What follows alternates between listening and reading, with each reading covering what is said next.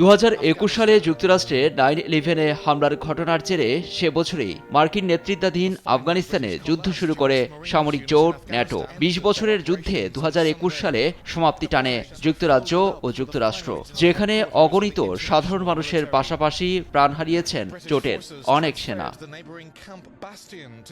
এত বছর পর আফগানিস্তান যুদ্ধ নিয়ে বিতর্কিত মন্তব্য করলেন মার্কিন প্রেসিডেন্ট ডোনাল্ড ট্রাম্প। গ্রিনল্যান্ড দ্বীপ দখলে তার প্রচেষ্টায় যখন ইউরোপ ও যুক্তরাজ্যের সঙ্গে সম্পর্কে টানাপোড়েন চলছে, ঠিক এমন সময় তিনি বলেছেন, আফগানিস্তান যুদ্ধে পশ্চিমা সামরিক জোট ন্যাটোর সেনারা সম্মুখ সারির এড়িয়ে নিরাপদ দূরত্বে থেকেছে।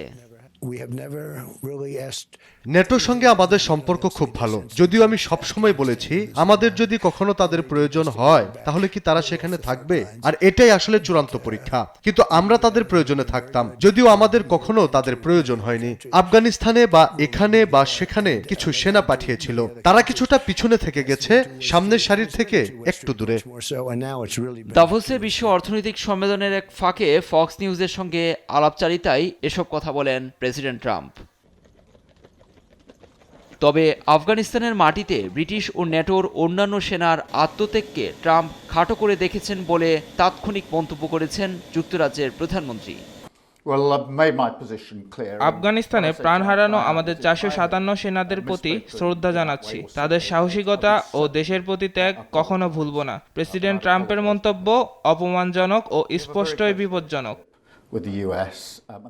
এর সমালোচনায় যোগ দিয়ে ব্রিটিশ প্রিন্স হ্যারি বলেছেন, ন্যাটো সেনাদের আত্মত্যাগকে অবশ্যই সম্মান জানানো উচিত প্রেসিডেন্ট ডোনাল্ড ট্রাম্পের। ফ্রন্টলাইনে ট্রাম্পের মন্তব্যকে অর্থহীন বলে তীব্র নিন্দা জানান যুক্তরাজ্যের রক্ষণশীল নেতা কেমি বার্ডেনউচ।